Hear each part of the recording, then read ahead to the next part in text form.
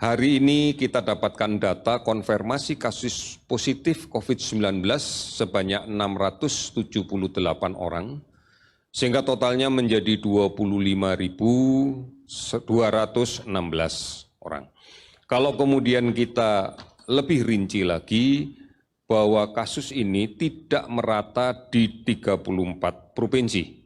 Ada beberapa provinsi yang kemudian kasusnya meningkat.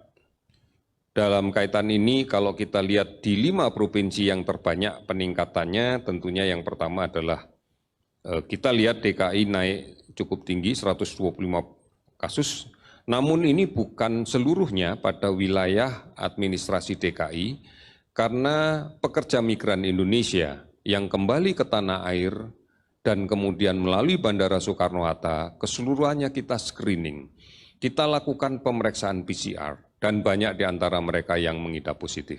Jadi ini bukan gambaran dari wilayah administrasi DKI secara keseluruhan, tetapi juga menjadi gambaran yang ada di pekerja migran. Kalau kita lihat khusus DKI saja, angka ini cukup stabil dari hari ke hari. Kemudian berikutnya yang naik adalah Jawa Timur. Ada 101 kasus pada hari ini di Jawa Timur, namun kalau kita perhatikan dengan angka yang didapatkan kemarin sebenarnya menurun, karena kemarin adalah 171, sekarang menjadi 101. Kemudian berikutnya kita akan melihat bahwa kasus yang meningkat cukup tinggi juga adalah di daerah Provinsi Nusa Tenggara Timur. Kemudian kita juga melihat kasus yang berada di Kalimantan Selatan, kemudian juga ada beberapa kasus di Papua. Saudara-saudara, cukup banyak provinsi yang hari ini tidak kita temukan kasus positif, di antaranya adalah Aceh, Bangka Belitung, kemudian Jambi, Kalimantan Barat, Kalimantan Utara, Sumatera Barat, Sulawesi Tengah, dan Sulawesi Barat. Tidak kita dapatkan kasus sama sekali pada hari ini. Beberapa daerah ada juga yang ada penambahan kasus antara 3 sampai dengan 1 kasus, Kepulauan Riau, Gorontalo, Yogyakarta, Bengkulu, dan Sulawesi Tenggara.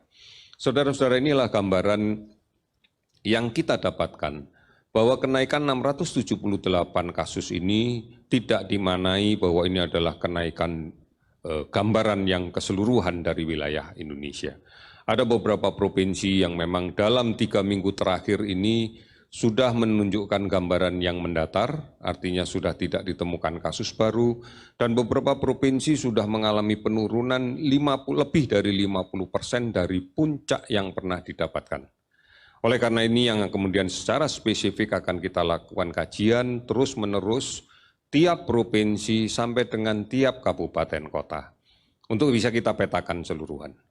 Memang saat ini kabupaten kota yang terdampak sebanyak 414 kabupaten kota dari seluruh provinsi yang ada di tanah air ini.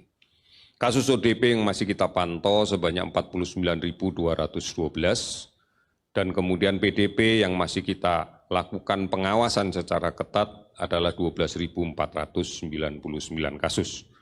Saudara-saudara, gambaran-gambaran ini kembali lagi masih menggambarkan di beberapa daerah, di beberapa provinsi, masih diperlukan upaya yang jauh lebih disiplin lagi agar kita tetap bisa menekan jumlah kasus ini.